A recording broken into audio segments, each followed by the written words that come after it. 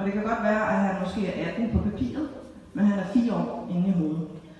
Han kan ikke stå stille.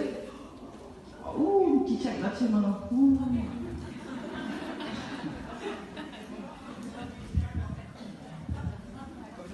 Nå, skal jeg bevæge mig hurtigere? Alright. Så ham her, legebarnet, det er ham, der er bullerbassen. Ham, vi kender som bullerbassen. Han kan ikke stå stille. Han står på staldgangen, og så begynder han at sparke med forbenet.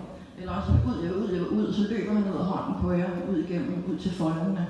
Og til stævnerne er han sådan en satan, fordi alt det, der fungerede derhjemme i træningen, det fungerer overhovedet ikke ud til konkurrencerne, fordi det er spændende. Det er også spændende. Og han er alle andre steder end sammen med jer. Er der nogen af jer, der har et legebarn? Okay. Hvor er I heldige, I har et legebarn. Fordi den største ressource ved legebarnet, det er jo, at I må tilgive mig, hvis det nu er en hobby, ikke? Men legebarnet har jo en enormt smittende effekt. Han har utrolig meget energi. Og derfor er der også en hest, der egner sig til galop og til spring og til military. Og hvis I vil kaste legebarnet ud i dressur, så skal I vide, at han synes, det er pisse kedeligt. Men han skal nok gøre det. Men hvis han skal gøre det gentagne gange, uden at han får lov til at give den gas i den anden ende, så slukker han, og så gider han ikke gå frem. Og så bliver jeg ringet op, fordi min hest gider ikke gå frem, den stoler ikke på mig. Og så er det, jeg kan stå og gøre mig arbejdsløs her til aften, fordi jeg sådan håber, I vil tage rådene til jer, så vi får nogle tilpasse heste, vel tilpasse heste derude. Det råd, jeg vil give til jer, der har legebarnet, det er, at ligesom ADHD-børn og ADD-børn, så har de brug for rammer og struktur. Og I må simpelthen stole på, at de forstår de rammer, I sætter op, også når det kommer til tidsrammer. En tidsramme er ved at sige det, eller tænke, lige nu skal du stå på staldgangen i 10 minutter, fordi jeg er ved at gøre dig klar til, at vi skal ud og lave noget, der er skide sjovt. Og så kan det lyde fuldstændig absurd på dem, der er skeptiske i aften. Hvordan kan den forstå 10 minutter? Altså det forstår jeg heller ikke. Men jeg ser, hvad man kan gøre som hest, det er jo, at man kan stå på 4 ben. Og der er ingen heste, der står med 25% vægtfordeling på 4 ben. Og der er der nogle rytter, der står med 50% fordeling på hvert ben. Men hestens udgangspunkt er, at den jo skal være ligeudstillet. Det jeg ser er, at hesten kan være højrehåndet, eller den kan være venstrehåndet, ligesom vi mennesker også er det. Det vil sige, at den har en stærk side, eller den har en svag side, ligesom I har det. Og så er det der, at de fleste spørger mig, hvorfor kan min hest kun arbejde på højre rolde? Det kan jeg godt fortælle dig, det er fordi den er højrehåndet. Alright. Men når en hest er ude, det vil sige, den tvinger jer til at være i nuet.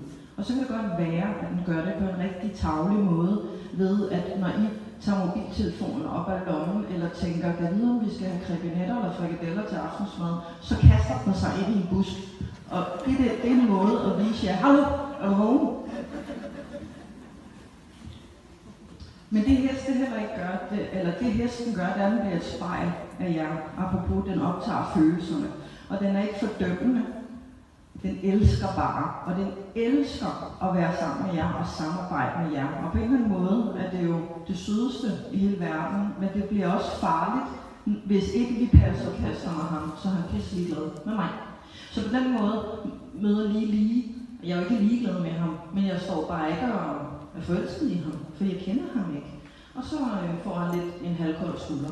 Og når folk spørger mig, har du nogen heste, du ikke kan komme i snak med, så nej, for jeg skal nok nå dig ind. Det er et spørgsmål om at spørge nok ind til det. Og fordi jeg spørger ham, hvad er det, der gør, du ikke vil tale med mig? Og han beskriver, fordi at du ikke har sagt til mig, fuck, hvor du smuk, så er vi jo allerede i dialog. Og jeg spørger ham, så er det vigtigt for dig? Ja, Gud er det vigtigt for mig. Og han siger det med den energi. No. Og spørger ham, hvem han er, og viser ham de 4 kernepersonligheder.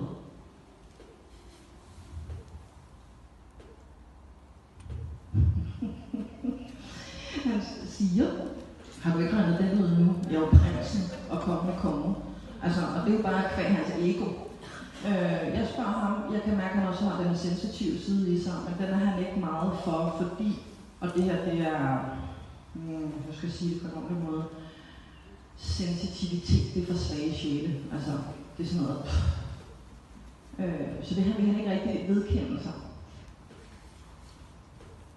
Det er meget specielt. Det, der er specielt, er at aflure, hvornår har han brug for at hoppe op i lommen, og hvornår har han brug for ikke papperlampen, for det er jeg tilhænger af. Men han er enten eller. Han er så opdelt i så to forskellige personlighedstyper, i den sensitive og i prinsen, så han godt kunne tage røven på mig. Altså.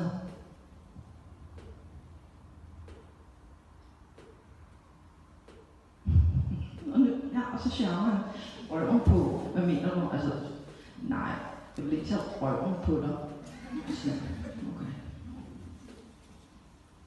Jeg spørger, om der er andet, jeg skal vide, når nu han ikke vil tale om hans dårlige side, så var det nej, siger han. Okay.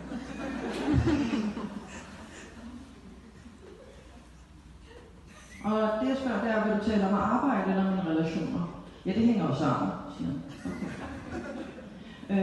Og så spørger jeg, hvad vil du tale om først, og det er Anita. Jeg står her sammen med Anita, og Chess, han var den heldige vinder af en telepatering med Dille Young. Og Anita, du er med som hestepasser.